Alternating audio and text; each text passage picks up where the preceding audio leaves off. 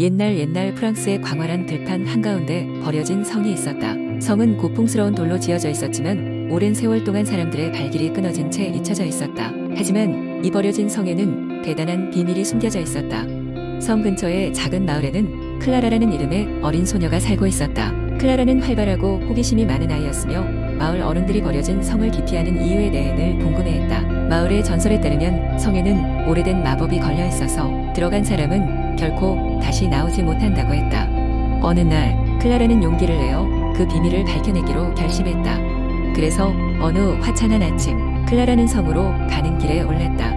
성에 가까워질수록 길은 점점 더 거칠어지고 나무와 덤불로 가득 찼다. 드디어 성문 앞에 도착했을 때 문은 그녀를 환영하기라도 하듯 삐걱이며 열렸다. 클라라는 망설임 없이 성 안으로 발을 들였다. 성은 거대한 홀과 어두운 복도가 얽히고 설킨 미로 같은 구조였다. 이리저리 방황하던 중 클라라는 커다란 난로가 있는 방에 들어섰다. 그곳에는 아름다운 문양이 새겨진 고풍스러운 거울이 하나 놓여 있었다. 거울의 표면이 흔들리면서 클라라에게 말을 걸기 시작했다. 안녕, 어린 소녀여. 나는 이 성의 수호자, 거울 루미나다. 내가 이곳에 온 이유는 무엇이냐? 클라라는 거울에게 이 성의 비밀을 알고 싶다고 대답했다. 그러자 거울은 깊은 생각에 잠긴 듯 잠시 침묵하더니 드디어 입을 열었다. 이 성은 오랜 세월 동안 많은 사람에게 사랑받았지만 탐욕과 교만이 사람들의 마음을 언제부턴가 물들이기 시작했단다. 그래서 왕국의 마법사는 성에 마법을 걸어버렸지. 루미나는 클라라에게 성을 구하기 위해서는 3가지 과제를 수행해야 한다고 설명했다.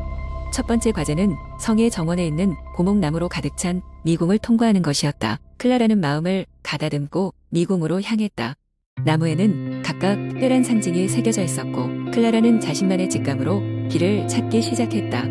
많은 시간이 지나자 클라라는 마침내 미궁의 출구에 도달했다. 두 번째 과제는 성의 도서관에서 잃어버린 주문서를 찾아오는 것이었다.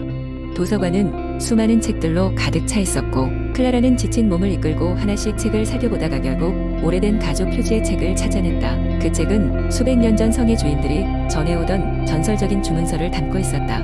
세 번째 과제는 성의 가장 높은 탑에 올라가 거기에 있는 작은 금속 상자에서 사랑의 보주를 찾아오는 것이었다. 클라라는 탑의 계단을 오르며 수많은 시련을 겪었지만 포기하지 않고 계속 나아갔다. 드디어 탑 꼭대기에 도달하자 거기에는 빛나는 금속 상자가 놓여 있었다. 상자를 열자 그 안에는 아름답고 투명한 보주가 있었다. 과제를 모두 마친 클라라는 다시 루미나에게로 돌아갔다. 루미나는 클라라의 용기와 결단력에 감사하며 그녀가 이 성을 구했다고 말했다. 클라라가 3개의 과제를 수행하면서 증명한 것은 성 안의 탐욕과 교만을 몰아내고 순수한 마음의 힘으로 성을 되살려낸 것이었다. 이제 성은 예전처럼 많은 사람들에게 사랑받는 곳이 되었고 클라라는 마을의 영웅이 되었다. 그리고 그녀의 이야기는 오랜 세월 동안 전해 내려왔으며 사람들은 더 이상 이곳을 두려워하지 않게 되었다. 두 번째 이야기. 옛날 옛적 프랑스의 작은 마을 근처에는 무성한 숲이 있었다. 이 숲은 아침 이슬의 기적을 닮은 마법으로 가득 차 있었고 그 중심에는 특별한 루미에르의 등불이라는 전설적인 물건이 자리 잡고 있었다. 이 등불은 말 그대로 어둠 속에서 길을 밝히는 비범한 힘을 지닌 물건이었다. 그리고 이 등불이 마을 사람들에게는 큰 의미가 있었다. 그 이유는 매년 여름 마을 사람들은 루미에르 축제를 열어 등불의 빛 아래에서 풍요와 행복을 축하했기 때문이다. 하지만 어느 날 마녀로 알려진 우중충한 여인이 숲에 나타나면서 일이 복잡해지기 시작했다. 그녀는 마을 사람들이 등불의 빛을 사용하는 것을 질투했으며 빛의 힘을 자신의 것으로 만들고자 했다. 그녀는 등불을 훔치려 여러 번 시도했지만 숲의 정령들이 항상 그녀의 노력을 저지했다. 시간은 흘러 마을의 한 젊은 소년 루이는 마을의 비밀을 알고 있었다. 그는 항상 등불의 역사에 열정적이었고 우연히 등불이 숨겨져 있는 장소를 찾아냈다. 어느 날 숲에서 길을 잃었던 루이는 비밀의 공간에서 등불을 발견하게 된다. 그곳은 황금빛의 초원으로 하늘에는 별들이 영롱하게 빛나고 등불 주변에는 신비로운 꽃들이 만개해 있었다. 루이는 등불을 바라보며 진정한 빛의 주인이 되어 마을을 돕고 싶다는 결심을 하게 된다. 한편 마녀는 자신의 마법을 이용해 루이를 유혹하려 하지만 숲의 정령들과 루이의 강력한 의지로 인해 그녀의 계획은 번번이 실패한다. 축제가 다가오면서 루이는 마을을 안전하게 지키기 위해 결정을 내린다. 그는 마을의 원로들과 함께 숲의 힘을 빌려 마녀의 저주를 풀고 등불의 보호를 받는다. 마을 사람들은 루미에르의 등불, 왜 마법을 경험하면서 다시 한번 서로를 위한 감사의 마음을 느낀다. 그 후 루이는 등장인물로서 마을 역사에 중요한 인물이 되었고 매년 열리는 축제는 그의 용기와 결단력을 기리는 날로 자리 잡았다. 등불의 빛은 그 어느 때보다도 강하게 빛났고 마을 사람들은 그 빛 아래에서 행복한 삶을 이어갔다.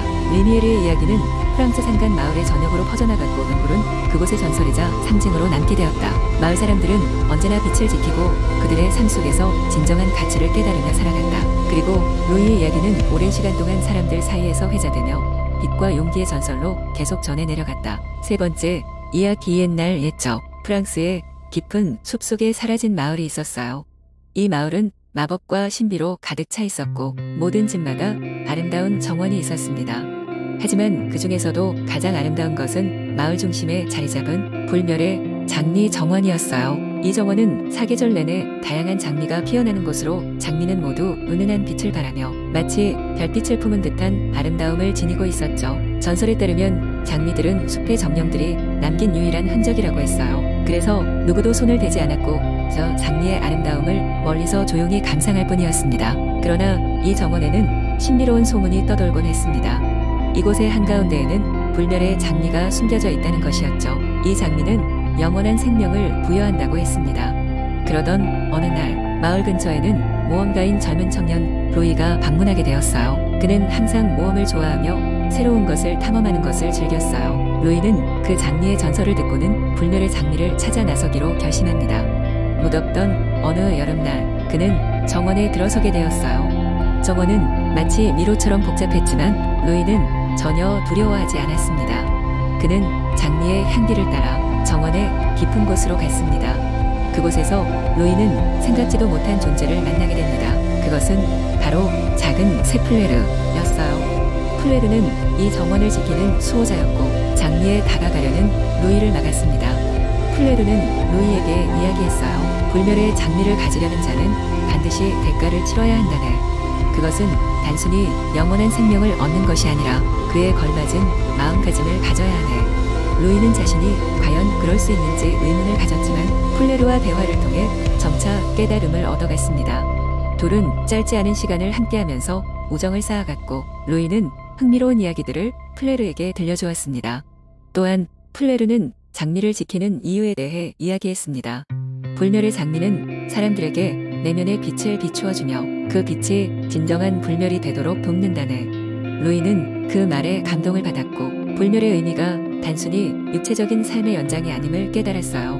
결국 로이는 불멸의 장미를 소유하려는 욕심을 버리기로 결심하고 플레르와 함께 정원을 떠나 마을 사람들에게 깨달음을 전했습니다. 정원의 장미들은 여전히 아름다웠고 사람들은 이제 서로의 내면을 비추기 시작했어요.